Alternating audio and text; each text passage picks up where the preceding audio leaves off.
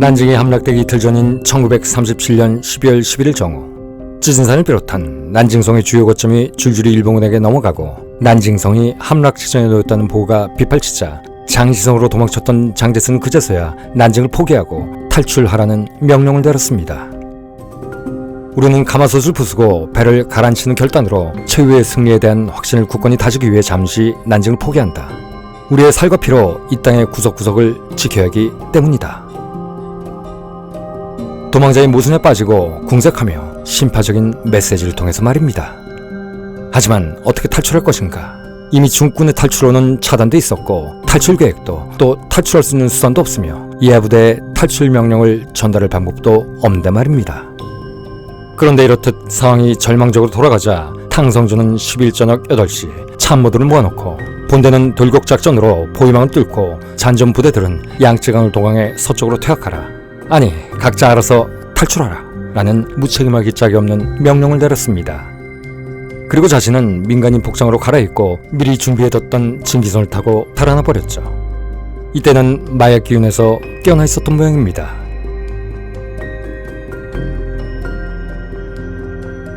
일본군의 난징 침공이 일어나기 전 난징에는 50만 명의 민간인이 있었습니다. 그러자 국민당 정부는 어떠한 대가를 치르더라도 반드시 난징을 사수하겠다고 발표했고, 이에 난징 시민들도 용기를 내 정부의 방침에 호응했기에 인근 지역 주민들까지 자발적으로 방어 작전에 참여해 전투 당시 난징의 인구는 거꾸로 65만 명, 여기에 상하이에서 피난온 시민들까지 합쳐 총 100만 명으로 늘어난 상태였습니다.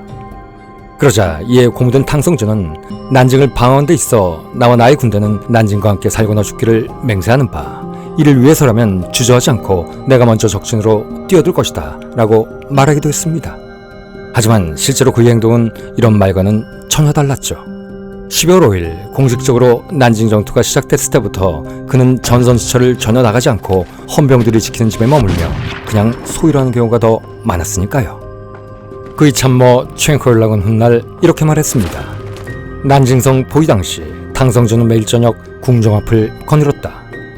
그리고 그 옆에는 늘 그렇듯 큰 보온병과 고급 찻주전자와 찻잔, 얼굴을 닦기 위한 뜨거운 수건을 두른 시종들이 따라다녔다.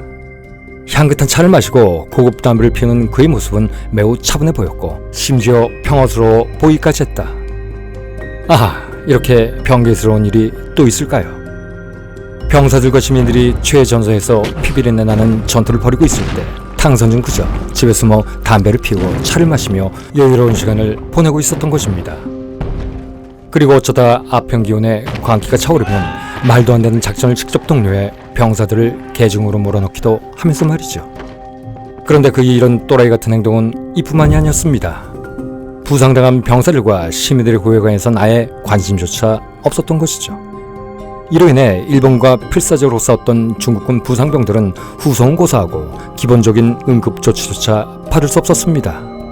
그러자 이를 본 뉴욕타임스 기자 프랭크 더디는 이런 참담함을 리포트로서 뉴욕 본사에 전송했죠. 일본군이 도시를 공격하자 난징은 참혹한 지옥으로 변해버렸다.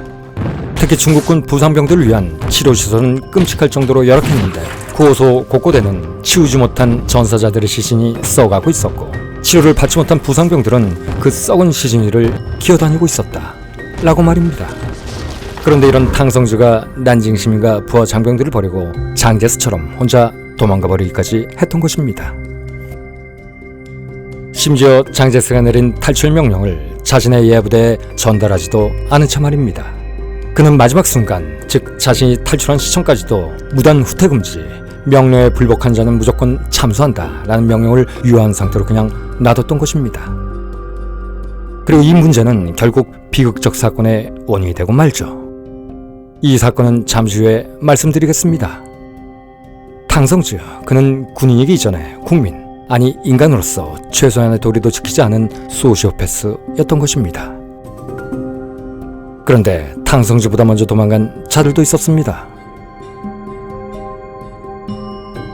난징시장과 헌병대 사령관이 바로 그 쓰레기들이죠. 반면 도망간 탕성주와 난징시장, 헌병대 사령관의 직무를 어쩔 수 없이 대행하던 헌병대 부사령관 샤오산링 소장은 절망감과 수치스러움에 장제스의 퇴각 명령을 거부하고 권총으로 자살해버렸고, 제159사단 부사단장 리처진 소장은 부하들과 함께 일본군을 향해 돌격하다 장렬하게 전사했습니다. 그리고 제264 여단장 가오지성 대교는 체포 마지막 순간에 집속 수류탄을 터뜨려 일본군 10수명을 황청길 길동무로 데려가기도 했죠. 이들 외에도 많은 중군 지휘관들이 최후까지 싸우다 전사하거나 자결을 택함으로써 난징과 운명을 같이 했습니다. 말단 병사들과 일반 시민들의 순국은 그보다 훨씬 많았죠.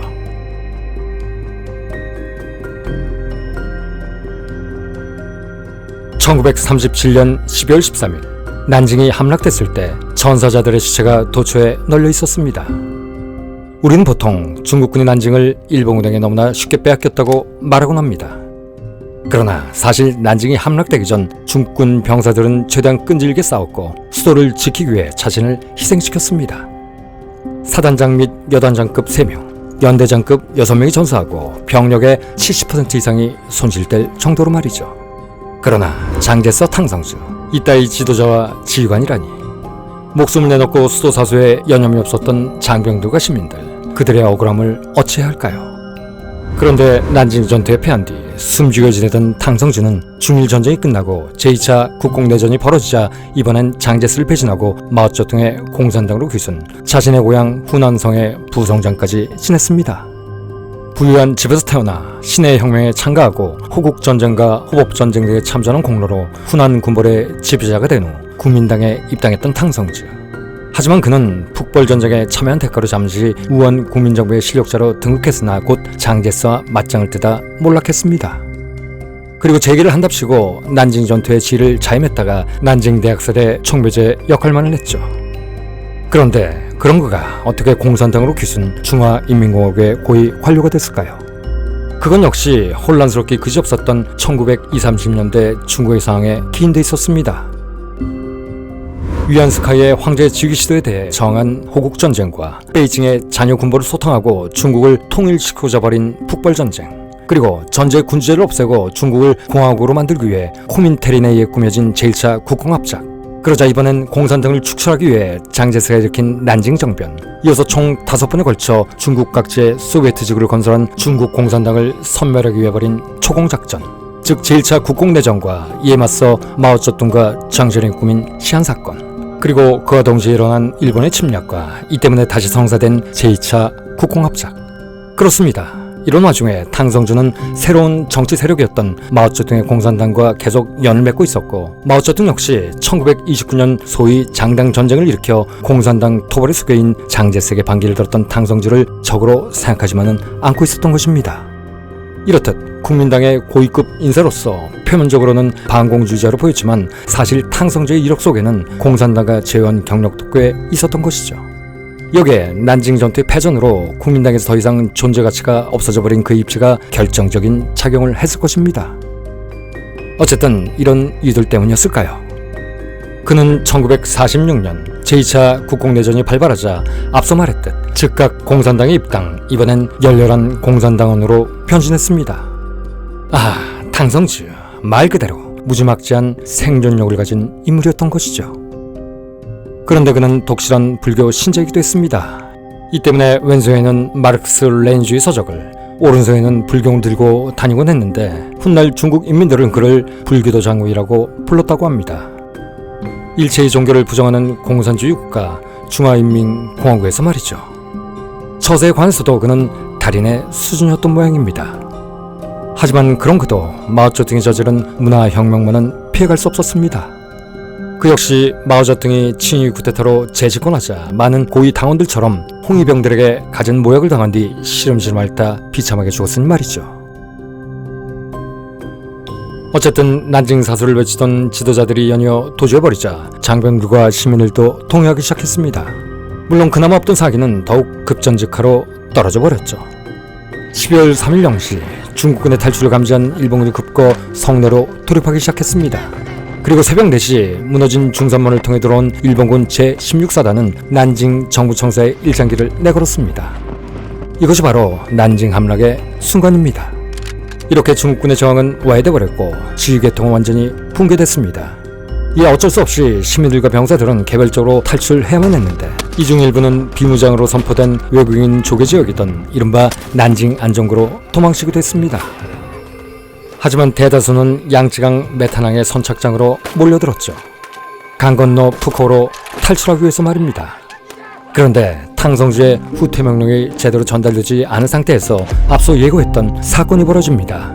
탈출 명령을 받지 못한 독전대가 난징성을 빠져나가는 시민들과 패잔병들을 망답시고 기관총을 난사했고 이로 인해 엄청난 유혈사태가 벌어지고 만 것이죠. 최소한의 조치도 취하지 않고 닥치고 빤스런한 탕성주 때문에 말입니다. 그는 자신의 탈출 기도가 새어나가면 자신의 안전에 누가 되지 않을까 염려돼 기본적인 후속 조치조차도 행하지 않았던 것입니다.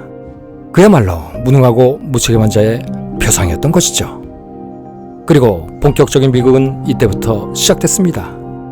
난징을 탈출하려는 수십만에 달하는 민간인과 그 틈에 섞인 병사들의 도주길 뒤로 총검을 장착한 일본군 제6사단 6기병연대가 몰려오고 하늘에서는 폭탄과 포탄이 비오듯 떨어지기 시작한 것입니다. 이에 다급해진 피난민들과 병사들은 포격과 폭격, 기관총 세례를 온몸으로 맞으며 양쯔강 건너 푸코로 탈출하려고 했습니다. 그러나 이번엔 전편에서 언급했듯 난징성을 외해 이미 푸코를 점령한 일본군 제5사단 구니사키지대의 기관총들이 강을 건너는 그들을 기다리고 있었죠. 곧이어 일본군 기관총들이 불을 뿜기 시작했고 양쯔강은 수많은 시체들과 피로 붉게 물들어 버렸습니다. 마치 앞으로 시작될 대학살의 예고편처럼 말입니다.